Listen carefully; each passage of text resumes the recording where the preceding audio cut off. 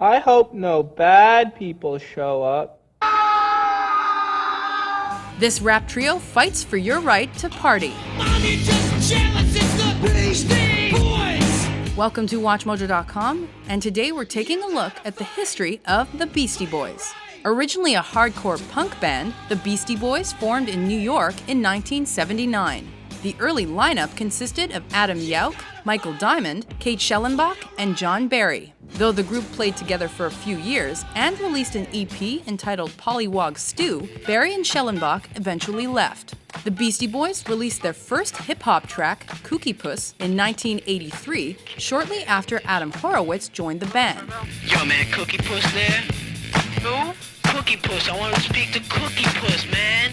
The song's underground success brought more rap into the trio's live sets and prompted them to adopt hip-hop stage names. Yauch as MCA,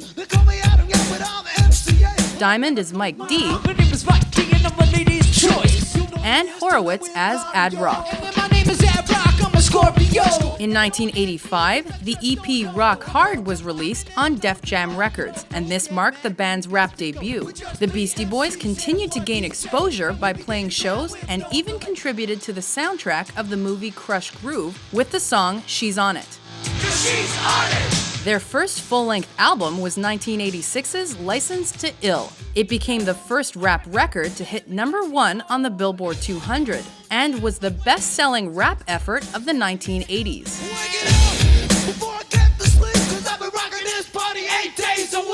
The positively reviewed License to Ill contained satire, street beats, and b-boy jokes, and also produced one of their best-known songs, You Gotta Fight for Your Right to Party. You gotta fight for your right to party! After a controversial 1987 tour that was plagued with arrests and lawsuits, the trio signed with Capitol Records. Their next album was 1989's sample-heavy Paul's Boutique.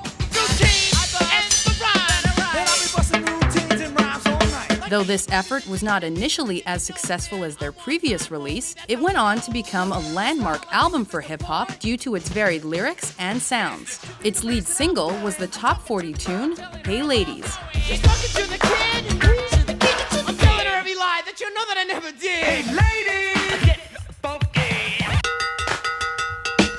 The Beasties' next album, Check Your Head, dropped in 1992 on the group's own label, Grand Royal. The band decided to play their own instruments this time around. This allowed them to get back to their punk rock roots and experiment with other genres like funk and jazz.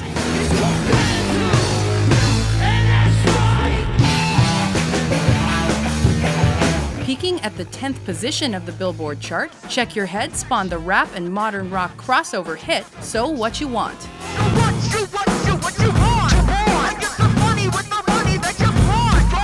2 years later, a compilation called Some Old Bullshit was released, and this album featured their early punk recordings. This was followed by Ill Communication, which gave the Beastie Boys their second #1 record.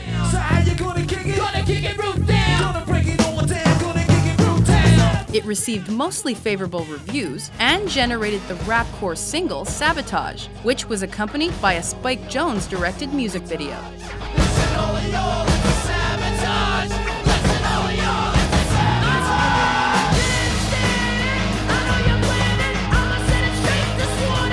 Featuring the contributions of turntablist Mixmaster Mike, nobody can do it like Mixmaster can. Come on! Hello Nasty melded together different genres and premiered at #1 on the Billboard chart.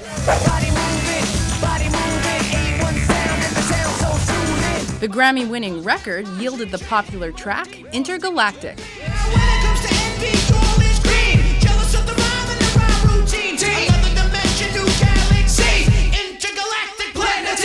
In 1999, their first compilation of greatest hits, B-sides, and rarities, Beastie Boys' anthology, The Sounds of Science, came out. The trio then spent the next few years working on projects outside of the band, including solo records and supporting political causes. The record To the Five Boroughs dropped in 2004. The self-produced #1 album featured the successful single Check It Out. Check it out. What's it all about? Work it out. Let's turn this party out. 2 years later, the Beastie Boys released the concert film Awesome, I Shot That, which was recorded during their sold-out Madison Square Garden show. The movie was compiled using footage from audience members who had been given cameras to shoot the entire performance.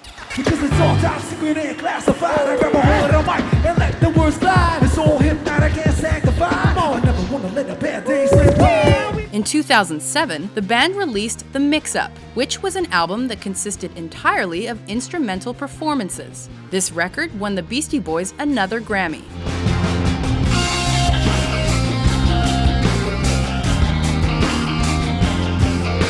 The release of the trio's next album was then delayed to allow MCA to undergo cancer treatment.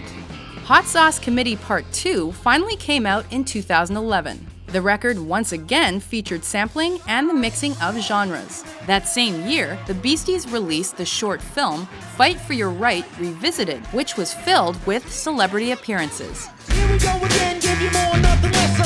Back on the mic is the antidepressant. Shut up over there, no talking! With multiple #1 albums under their belt, as well as popular hits in more than one musical genre, the Beastie Boys are one of the world's most successful and longest-lived hip-hop acts. You